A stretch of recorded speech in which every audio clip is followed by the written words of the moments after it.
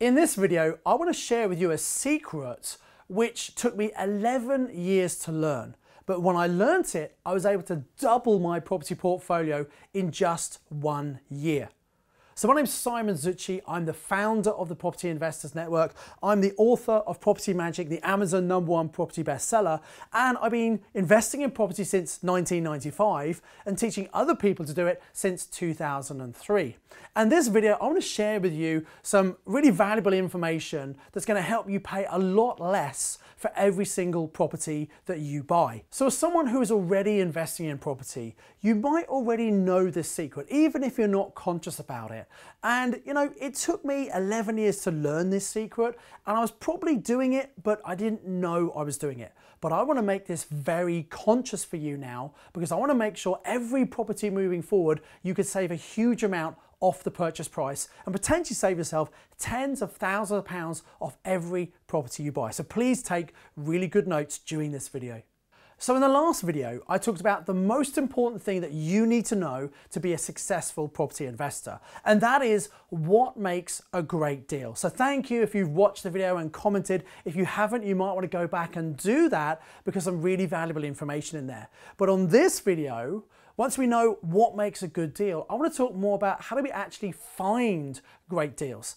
And the secret that I want to share with you is about buying from motivated sellers.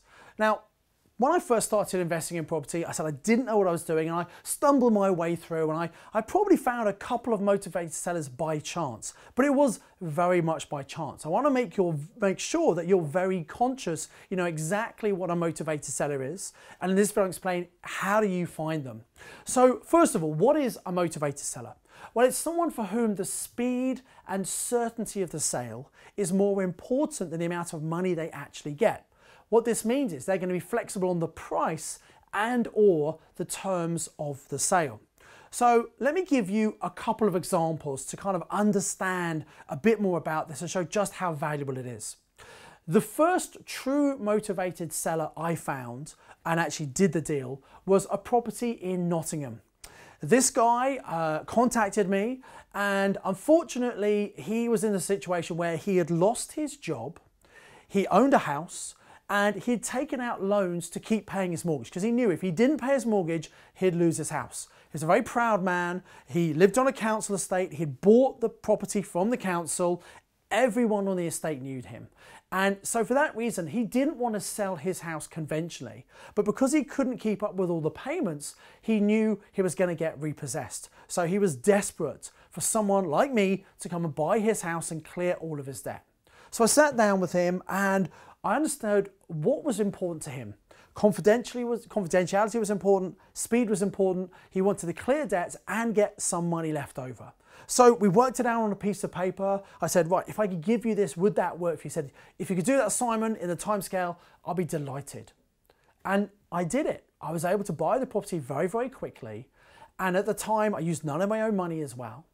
And this was a situation where I was able to buy this property 36% below the market value. That was according to the RICS valuations. So we got a third-party independent surveyor who valued it for us, and it was a 36% discount. Now before that, I would have thought nobody is going to sell their property at such a discount. But it's important to put yourself into the shoes of the other person and understand what their problem is and see if you can come up with a win-win solution. Now, I got a lot of equity in that property. It was a great deal for me, but it was also great for the seller because the solution of me clearing all the debts and giving some cash in hand was better than him getting repossessed, having the embarrassment and the stain on his credit rating and the inability to finance things in the future. So it's about finding that ethical win-win solution. Now let me give you another example. So I had a contact with a property, a lady in London. And she was in the situation where she had this property, and again, she was in financial difficulty. She'd wanted to sell the property, and she'd actually gone into her local newspaper and she'd seen an advert of someone saying, "We'll buy your house fast for cash." And that's a great way of finding potential sellers. So she'd called this company up and they'd come round, they looked around, and they agreed to buy the property. Now, there's one of the companies that bought a big discount, and she was okay with that. Her and her late husband had purchased the property many years before, so what she was selling it for was more than she had bought it for, and she wanted to sell the property because, unfortunately, her husband had passed away. He was the one who previously dealt with the property, and whilst they'd lived there together when they first got married, they had moved out, they were renting it, and he looked after all the financial situation. When he passed away, suddenly she had this property she had to manage. She didn't enjoy doing it. She didn't know what to do. She just wanted to sell the property. So she'd gone in the newspaper. She wanted to sell quickly. She didn't want to go to an agent, and this company said they'd buy it. Now, this company wanted to have what's called vacant possession. They didn't want any tenants in the property when they bought the property. So what they did, they said, look, you've got to get rid of the tenants, which she did. And she said, well, hang on, how am I going to pay the mortgage? They said, don't worry, when we buy the property, we'll clear all the mortgage arrears, because once it was empty, she couldn't afford the mortgage and the arrears started to build up. The mortgage company started to contact her and said, look, why are you not paying your mortgage? You've got to pay. And she was really worried about this, but the company buyer said, look, don't worry, we'll take care of it for you. Now, this dragged on for a few months, which is not good. They were supposed to be buying quickly. And for some reason, there were some delays. Until she got the call. The day she was supposed to be exchanging contract, her solicitor called her and said, I'm really sorry, they've pulled out. Now, I don't know why they pulled out. I don't know who it was, but for some reason, they said they'd buy this property and they pulled out the sale. She was understandably devastated. She was very panicky because she said, if I lose this property, what will the knock-on effect be on my own home? And that's what she was most concerned about, not losing her own home. So very quickly, she went out, she found some tenants. So there were students, she put them in at a fairly low rent. She could have got more, but speed was really important for her. And then she wanted someone else to buy the property. And that's where I came in. So I found out about this property, I spoke to her. She was very skeptical at first because she'd been burnt by this other company who were, by the sounds of it, totally unethical. But anyway, she did want to sell the property. And I said to her, look, it sounds like a great property, but I don't know if you should sell it. You know, it sounds like a good investment to me. It was a 4-bed maisonette in southeast London. She was renting it for £1,100. Now, the rent could be far more than that, but she just put some students in really quickly. And she explained the situation. She said, look, I want to avoid repossession. And she told me what had happened. And I said to her, well, hang on a minute, how much is your mortgage? She said her mortgage payments were only £700 a month. So I said, well, hang on, your mortgage is $700, the rent's $1,100, there should be some extra cash there. Why don't you see if the mortgage company will take all of the rental income to not only pay the current mortgage, but also pay off some of the arrears? And she said, Simon, will that work? And I said, well, I don't know, but it's worth a try. So rather than just buying the property from her, which is what she wanted to do, I was trying to find an ethical solution so that she didn't have to sell it because she'd retain the property. So she spoke to the mortgage company. They came back and said, yep, as long as we get the full $1,100 each month, we won't repossess you. So she called me, she was over the moon. She was so happy because she was worried if that got repossessed, the knock-on effect on her own home. So she was really happy and I said, well, look, well done, congratulations. I'll just keep in touch with you if that's okay. So I sent her a text message every month or so, hey, how are you doing? And then she texted me back one month and said, can you give me a call? So I called her up and I said, hi, how are you doing? She said, well, okay, but I've decided I want to sell the house. And I said, are you sure? Because we talked about it, we agreed it was a pretty good property you should probably hold on to. And she said, well, I know that's the case, but what I didn't tell you last time, Simon, is that I hate going to the house. Every time I go to the house, it reminds me of my late husband. You know, he's passed away now. We used to live there together and it's really emotionally upsetting. So I just want to sell the house. And I said, okay, well, how much do you want for it? He said, look, Simon, I'd like you to buy it because you helped me out and I'm happy to sell it for whatever, the same price that the company was going to pay me before. Now, this was a 4-bed maisonette in London. It was a few years ago now, and I don't do much investing in London, but I'm sharing this example because many people think, oh, I live in an expensive area, it's not going to work here. Well, this works everywhere if you know how to find these motivated sellers. So the property was worth £225,000 at the time, and she was prepared to sell it to me for £162,000. That's a 27% discount in London. There are motivated sellers everywhere. And I said to her, are you really sure? You know, the house is worth more than that. She said, I know it's worth more than that, but you helped me out. I like you, Simon. I just want to get rid of it. Now, I always try and find the best solution for the seller. I was getting a really big discount, which was great. But on a bit more digging, I found out the owner had a mortgage on this property and it had what's called a redemption penalty. So when you take out a mortgage, it's normally for a certain period of time, and if you repay it within a certain time, they'll charge you a penalty. And so she had a penalty of £7,000 if she sold it before the November of that year. Now this was in the August. So I said, I'll tell you what we'll do. I'll exchange contracts. I'll clear all of the arrears. You've got no risk of being repossessed. I'll take over the responsibility straight away so you don't have to worry about it. And then I'll complete the sale on the 1st of December. So once you're beyond the redemption penalty, what that meant was buying for 162, which was just going to clear the debt, by just exchanging to give a certainty and then having delayed completion, not only was she going to clear the debt, but instead of having to pay the £7,000 to the mortgage company, she was able to take that money and put it in her pocket. So she gets an extra £7,000 that she wasn't expecting. Doesn't cost me anymore, it's just less money that goes to the mortgage company. And that's what I mean when I talk about coming up with a win-win that works for everyone involved. So there are great deals everywhere if only you know how to find them. So let's consider, how do we actually find these motivated sellers? I'm going to talk about 5 different ways. So the first way is working with estate agents. Now, estate agents obviously have lots of people on their books who are wanting to sell property. The problem is most of those people are not going to be motivated enough to work with us. And if you go to an agent and say, oh, can I have your motivated sellers, or can I have the properties below market value? They're going to think you're an idiot because they're used to people saying to them, I want to sell my house for as much as I possibly can. But there are certain ways you can work with agents. And in fact, there are 5 questions you can ask agents to get them bringing deals to you. So I've actually prepared a PDF document. You'll see it below the video. You can click on that and download the 5 questions to ask agents to get them bringing deals to you. So I highly recommend you do that. So agents is one way, but actually I prefer going direct to the sellers. And the way we do that is by using marketing and advertising to attract them to us.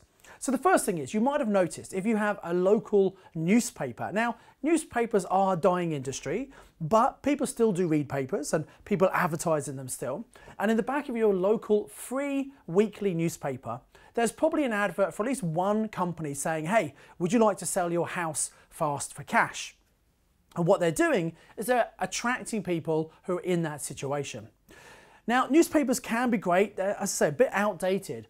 A more direct strategy, rather than a general blanket newspaper advert, is by using leaflets. You might identify a certain part of town, even certain streets, even side of streets, where you say, actually, that's the kind of property I'd like to buy. And you get those leaflets distributed just saying, hey, would you like to sell your house quick? Not the best use of time for you to distribute them, get other people to do that for you and make sure they have actually delivered them. But that can be a very targeted way of finding properties in the area that you want. My next favorite method is actually working with landlords, sending letters to registered HMO landlords, that the councils have the list of all those people, and saying, hey, would you like to rent or sell your property? Now, right now, because of Section 24, which are the new tax changes that came in April 2017, we're seeing more and more landlords than ever before who are thinking about selling up early and wanting to retire from property. So contacting landlords is a great way to find those people, and many of them are thinking about it. They haven't put their properties on the market yet. So if you just send one letter, it's probably not going to work. You need to have a campaign of letters to build up over time, so when that person's ready to sell, you're the person they think of and you're the person they contact. But my absolute favorite way of finding deals is through word of mouth, through networking, through other investors. The 2 deals I mentioned earlier, the first one I did in Nottingham and the one in London, those were both deals that other people found. They didn't want them. The first one was a guy who invested in London. He got this deal in Nottingham out of his area. He called me and said, I've got a deal in your area. Now, Nottingham's not quite Birmingham where I am, but it's a lot closer to me than it was to him. So he gave me that lead under the condition that if I turned it into a deal, I would pay him a 2% finder's fee, which is what I did. And I was very happy to do that. The other deal I mentioned, the one in London, it was an investor who does invest in London, but the strategy he wanted to do didn't fit this particular deal. And so he called me and I spoke to the lady, and when I eventually did the deal, I then paid him a finder's fee for that particular deal. And so I'm very happy to pay fees to other people who are finding great deals for me. And obviously you can do that yourself. But rather than you having to pay fees, it's best for you to get out in your area, find motivated sellers and help solve their problem. So the first thing you need to know is how do you find these people, which we just covered. But advertising is not enough. You need to know when they come to you, what do you say to them? How do you get them to open up, to be honest, to tell you what's going on for them, such that they give you the information you need to find out how you can help them? When you know what their situation is, then you could try and work out the best solution. Now, a lot of people struggle with this because they don't really know what to do. So I created this. This is the Ultimate Strategy Blueprint. It's basically a flow chart. It's a very simple document, but a document that helps my students to understand exactly what should they do in any circumstance. By working through the flowchart, answering yes or no, it comes to the strategy that's the ideal strategy to use in that particular circumstance. And what this means is by using this very simple document, you can actually spot deals that other people would miss. And that's the final thing I want to mention on this. You see, there are lots of people out there who are looking for deals, and some of them are new to property, some are very, very experienced. But if they find something that is maybe out of their area, or doesn't meet their criteria, or is too big for them, or too small for them, they'll probably just disregard it. But you can work with those people. It's what we call a junk lead. It's a junk lead because to that person who's found it, it doesn't meet their criteria, so it doesn't really have any value. But to you, it might work for you. It might be in your area. It might be the kind of deal you do. Using the flow chart, you can identify and spot an opportunity that these other people might miss because they don't know what they don't know. So educating yourself about all these various strategies is a pretty smart thing to do to make sure you can monetize all of the deals that you are finding. So we've talked about what is a motivated seller. We've talked about how to find these motivated sellers. And the reality is, once you get good at this, you're probably going to find more deals than you could actually do yourself. Now, obviously, you're going to keep the very best deals, but deals that you don't want, instead of just disregarding them, you can take them and package them up and sell them to other investors. And typically, a package deal is anywhere between £3,000 and £5,000. So how would you like to get paid £3,000 to £5,000 for deals that you don't want? And that's what I'll explain in the next video, the third video in this series, on how you can make money packaging deals and selling them to other investors. So you might have never thought about this. You might be thinking about just buying deals for yourself, but you're leaving money on the table. As long as it's a good deal, you can sell it to someone else for whom that's a perfect deal. So that's what I want to share in the next video. If you like this, please do comment below if you've got any questions. Please do share with other people on social media. I look forward to sharing the next video. In the meantime, invest with knowledge, invest with skill.